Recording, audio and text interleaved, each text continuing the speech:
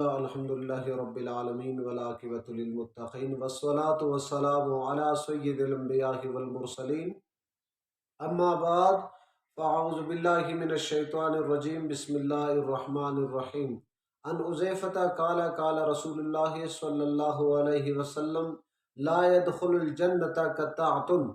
حضور علیہ والسلام نے فرمایا، ابو حذیفہ سے روایت ہے کہ نبی پاک صلی اللہ علیہ وسلم نے فرمایا ہے کہ جو انسان چغل خوری غیبت کرے وہ جنت میں نہیں جا سکتا۔ حضور علیہ والسلام نے فرمایا، اور بخاری شریف کی روایت ہے، حضور علیہ والسلام نے فرمایا بدترین بندہ، بدترین انسان وہ ہے جو دوستوں کی درمیان افراتفری کرے، یعنی چغل خوری اور غیبت کرے۔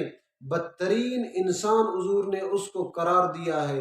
حضور علیہ والسلام نے صحابہ کرام رضوان اللہ تعالی علیہ اجمعین کے پاس تھے۔ حضور نے فرمایا، اے صحابہ، چغل خوری کسے کہتے ہیں؟ حضور علیہ والسلام نے صحابہ کرام کو فرمایا، چغل خوری کسے کہتے ہیں؟ صحابہ کرام رضوان اللہ تعالی علیہ اجمعین نے عرض کی، یا رسول اللہ، اللہ اور اس کے رسول بہتر جانتے ہیں، یا رسول اللہ ہمیں خبر نہیں ہے، حضور آپ فرما دیجئے۔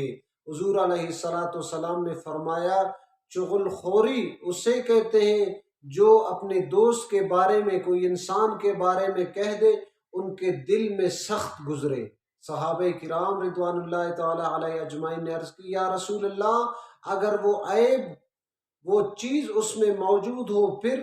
تو حضور علیہ والسلام نے فرمایا، اسے ہی چغل خوری کہتے ہیں، اسے کہ غیبت کہتے ہیں۔ اگر اس میں نہ ہو تو یہ بہتان ہے۔ بہتان یعنی اس سے بھی بڑھ کر زیادہ گناہ ہے۔ حضور علیہ والسلام نے فرمایا، کوئی انسان پر بہتان باندھتا ہے تو زنا سے کم نہیں، زنا سے زیادہ